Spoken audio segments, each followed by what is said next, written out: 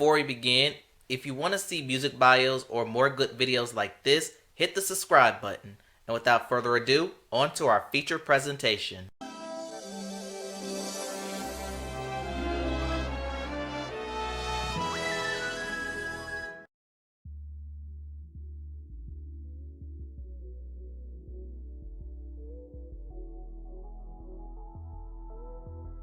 The journey of the Backstreet Boys began with Lou Pearlman.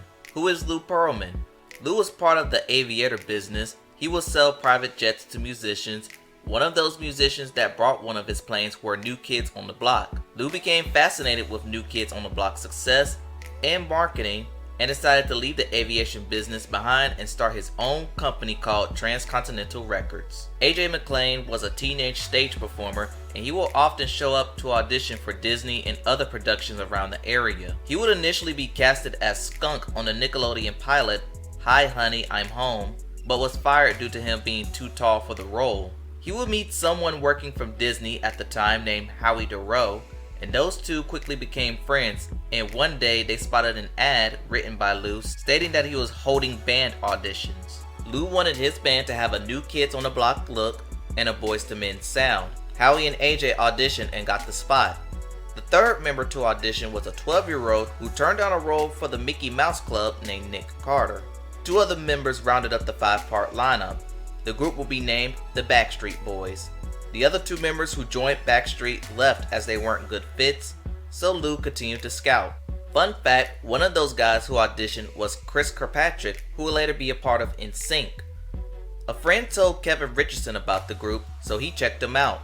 He auditioned and got the spot in the group, but Lou needed one more member.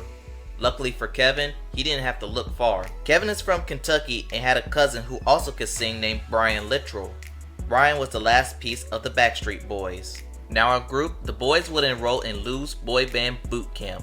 He would place them in a warehouse with no AC. The purpose of this so that the boys can learn how to sing and dance without running out of breath. Lou will also assign them Johnny Wright, who previously worked with New Kids, as their manager. In the summer of 1993, the boys held their first show at SeaWorld. After this, they would tour around malls, schools, and other small venues. Backstreet did this to gain fans to help them get a major record deal. A major label came calling in Mercury Records, but the deal fell flat when the label realized that it would be hard to sell a bubblegum group to radio.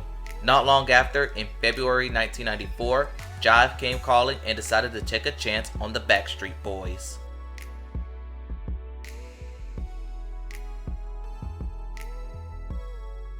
The boys will fly to Sweden to record some songs with Max Martin and Denise Pop. In 1995, they released their debut single, We've Got It Goin On.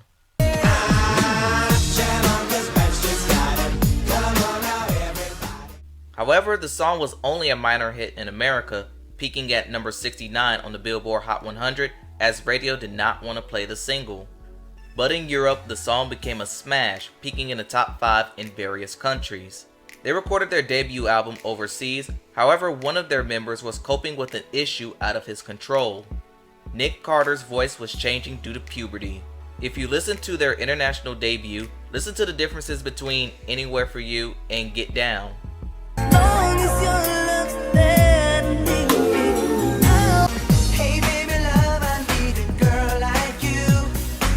The voice change was also part of the reason why he originally wasn't on Quit Playing Games and I'll Never Break Your Heart. Once Nick got comfortable with this vocal change, he will later record the second verse of Quit Playing Games. Anyway, their self-titled debut was released overseas in May 1996. The album went gold in various countries and was now met with demand. The increasing demand of the boys led them to overloading their schedule. They did this to keep relevance. And yes, it pushed them to near exhaustion, but it didn't matter to the boys as they adored the love from their fans and the success of the record.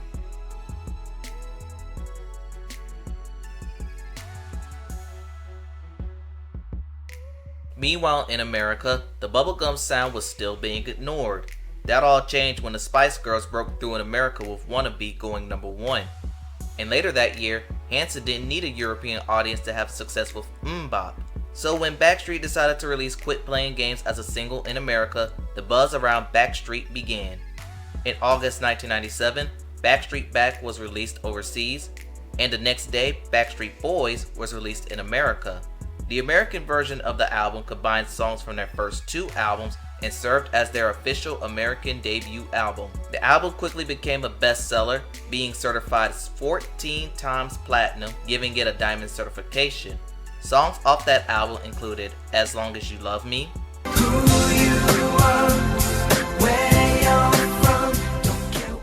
Everybody, Backstreet's Back,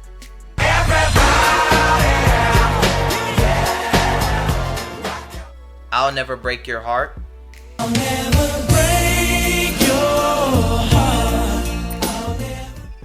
and All I Have to Give. But my love is all I have to give.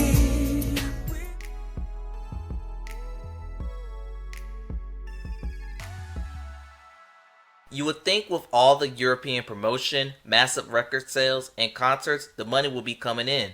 Well, it wasn't. Brian started to notice that the money wasn't coming in, and he sued Lou Pearlman for dishonesty about earnings in the group. The other members joined in, and it would later be revealed that they signed a 1/6 deal with Pearlman. The 1/6 deal stated that instead of paying Lou as a manager, pay him as if he was a member of the band. Obviously, this was an unfair deal because everything the band does, Lou would get 1/6 of the earnings. The lawsuit also revealed that Transcon made $10 million off the Boys' revenues between 1993 and 1997, while the Boys themselves only made $300,000, which of course had to be split 5 ways. This lawsuit was settled out of court, and Backstreet cut ties with Lou Pearlman and their manager Johnny Wright. They would later sign a management deal with a team called The Firm. But more problems rose. Throughout his life, Brian has dealt with heart issues. In 1997, doctors discovered that Brian was dealing with an enlarged heart. He postponed surgery twice to meet the demands of Backstreet, finally getting open heart surgery in May 1998, while Backstreet was in the middle of their American tour. The Boys postponed dates so he could recover. More issues with Backstreet occurred when Lou Pearlman built another boy band named NSYNC, also managed by Johnny Wright. NSYNC served as competition for Backstreet Boys. One incident was when Backstreet was slated to do a Disney TV concert, but they turned him down about a month prior to filming. NSYNC, who had a limited American success at that point, was then approached to do the concert, which they accepted, and that concert boosted NSYNC's success. At that point, any event Backstreet turns down, especially when Brian was in recovery, NSYNC accepted. The bad news didn't stop there. While on the road, Howie Dorough's sister, Carolyn Dorough Cochran, passed away unexpectedly from lupus at 37. Then their longtime producer of their debut single and others, Denise Pop, died from stomach cancer at the age of 36. So it's safe to say that 1998 was a difficult year for Backstreet Boys.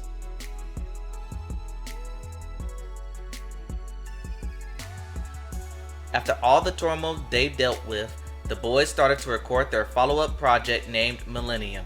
Released in May 1999, the album was headlined by the lead single I Want It That Way. The song was known for its catchiness, even if the song doesn't make any sense, and the music video took place at the LAX. The video itself would surpass 1 billion views in 2021.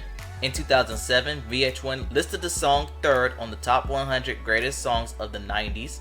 The song would see them nominated for 3 Grammys, including Song and Record of the Year, and even though it only peaked at number 6 on the Billboard Hot 100, it peaked at number 1 in various countries, making it their signature song.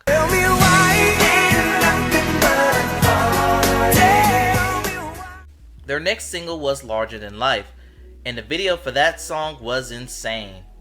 In the video, it shows Brian fighting a virus, Nick dancing with robots, AJ retrieving boxes for information, Kevin as a space fighter, and Howie dancing with a female dancer. The video cost $2.1 million to make, making it one of the most expensive videos of all time.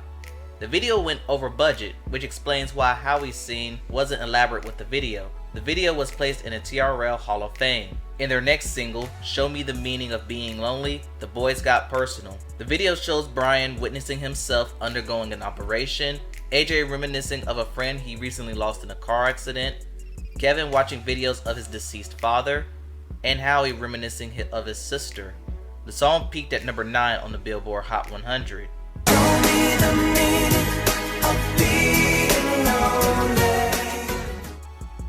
As for the album, Millennium was a fast seller, selling over 1.13 million in its first week in the US alone. It eventually sold 13 million, giving the boys another diamond certification.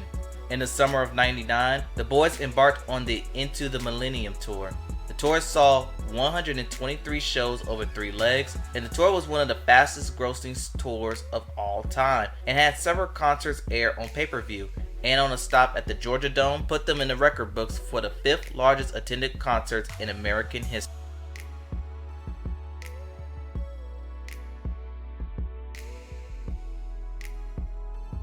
In November 2000, Backstreet released their next album, Black and Blue. The album sold faster than its first, selling 1.5 million in its first week. The lead single, Shape of My Heart, debuted at number 9 on the Billboard Hot 100.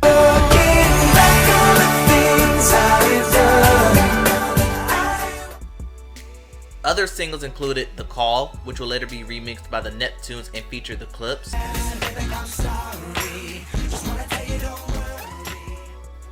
And More Than That, as the album went 8 times platinum.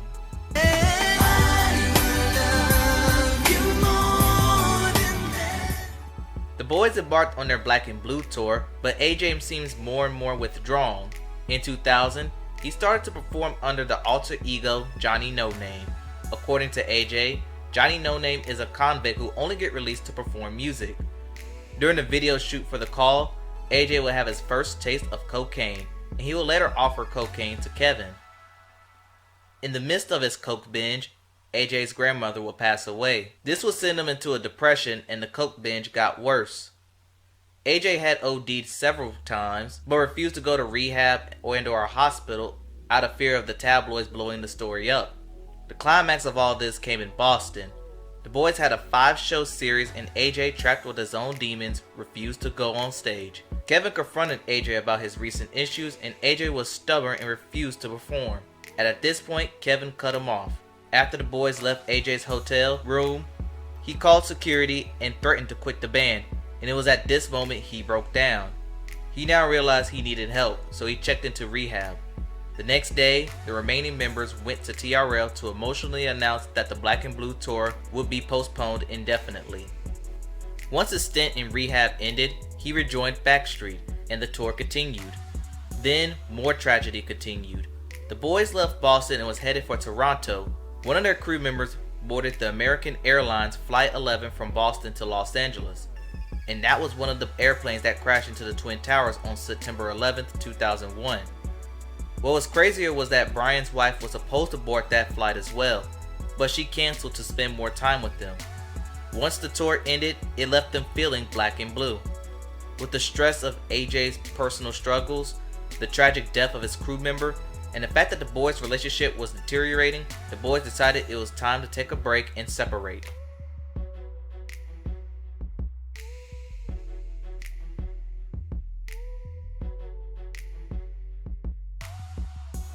Now on hiatus, the heartthrob of the group, Nick Carter, released his first solo album, Now or Never, in October 2002, which went gold. However, the boys hearted Nick's decision on releasing the solo project. Even though apart, the boys wanted to end their relationship with the firm, but Nick wanted the firm to help him construct and promote his solo project. Nick will end up having personal demons as well. In 2003, he will receive his first DUI, and again in 2005. He took alcohol prevention classes in 2005. Kevin started to get into Broadway, starring in the show Chicago. Howie got involved in voice acting, appearing on the show Dora the Explorer as Santa Claus on their Feliz Navidad episode. And after a brush with death, Brian and his wife settled down and had a son named Bailey Littrell, who's today following in his father's footsteps in music.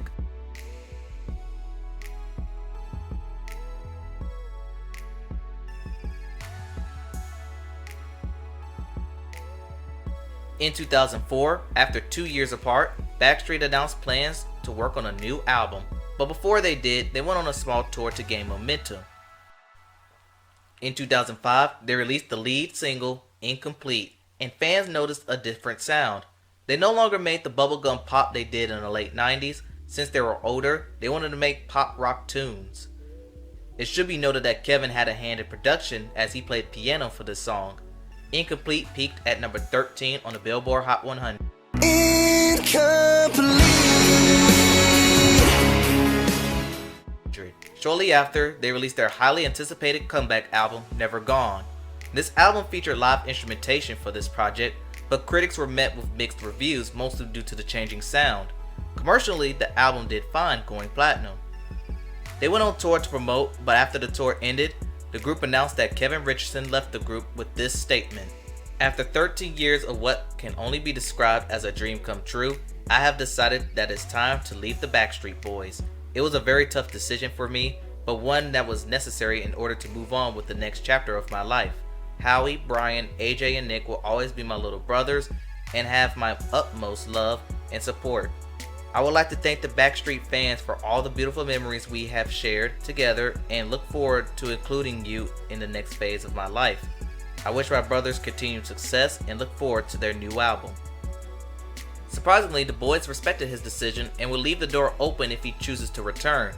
Rumors of Joey Fatone and Lance Bass will replace him, but the band instead moved on as a quartet, with Howie taking over most of his solo parts.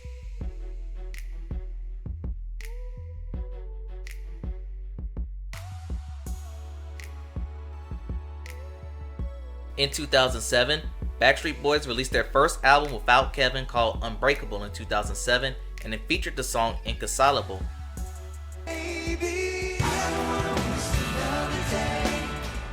And in 2009, another album called This Is Us. After This Is Us, the boys left Jive. Not long after, in 2011, the Backstreet Boys announced they were co-headlining a tour with New Kids on the Block called NKOT BSB. The tour was a massive success, grossing over $40 million through 51 shows. Now I know what you're thinking. What has Kevin been up to? Well, after leaving the Backstreet Boys, he returned to do Chicago as the production toured around the world. He will make occasional appearances with Backstreet, but never officially rejoined. That all changed in 2012, when he officially rejoined the Backstreet Boys for good. In 2013, they released their first album with Kevin independently called In a World Like This.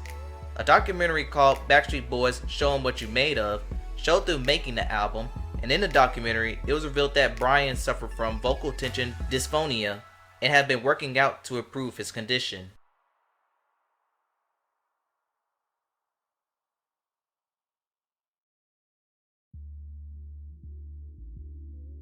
Over the next couple of years, the boys would dabble in touring and performing at their residency in Las Vegas.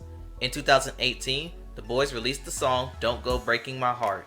The song saw them nominated at the 2019 Grammys for Best Pop Duo Group Performance, but lost to Lady Gaga and Bradley Cooper, and the song gave them their first charting hit since Inconsolable in 2007, peaking at number 61 on the Billboard Hot 100. Baby, don't go breaking my heart, breaking my heart. The next year, January 2019, their album DNA was released. DNA gave Backstreet their first #1 album since Black and Blue. In 2019, the boys embarked on their world tour, but in 2020, dates were postponed due to COVID-19 and again in 2021. The tour continued in 2022 and 2023, and that's where Backstreet Boy is as of the making of this video. During the tour, Nick Carter's younger brother, Aaron Carter, passed away at 34 while the boys were in London. And during the show, an emotional Carter, who's known for being emotional anyway, took the stage, and I just want to give him praise for performing after another tough period in his life. Anyway, Backstreet Boys is recognized as one of the most successful boy bands of all time, and to this day, they want it that way. And that concludes the journey of the Backstreet Boys. Tell me what y'all think in the comments below. Please like and subscribe to the channel. Thanks for watching, and I'll see you next time.